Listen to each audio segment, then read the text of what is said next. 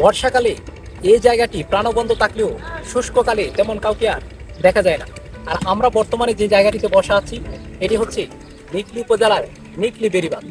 বর্ষার সময় কিশোরগঞ্জ তথা কিশোরগঞ্জ ছাড়িয়ে দেশের বহু অঞ্চল থেকে এখানে ঘুরতে আসে বহু মানুষ। তবে শুষ্ক মৌসুমে তেমন কেউ আর আসে না। শুষ্ক মৌসুমে এখানে এসে বিকেল বেলায় বসলে দক্ষিণা বাতাসে আপনার শরীর জুড়িয়ে যাবে।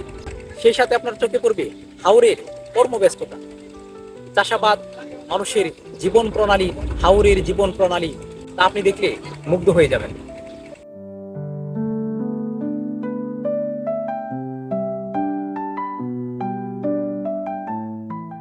6 মাস পানিতে তলিয়ে থাকার পর হাওর অঞ্চল যখন শুষ্ক মৌসুম বিরাজ করে তখন এখানে চাষাবাদের ধুম পড়ে।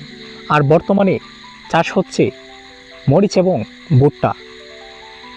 মরিচ ও ভুট্টা চাষের মধ্য দিয়ে আবার শতাধিক বিঘা জমিতে বোরো ধান চাষ হয়েছে।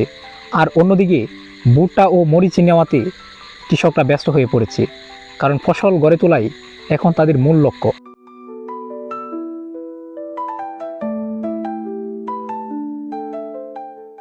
আবার এসব বোরো ধান গড়ে তুলতে না তুলতেই বর্ষা নেমে আসবে, তখন আবার পুরো হাওর প্লাবিত হয়ে যাবে।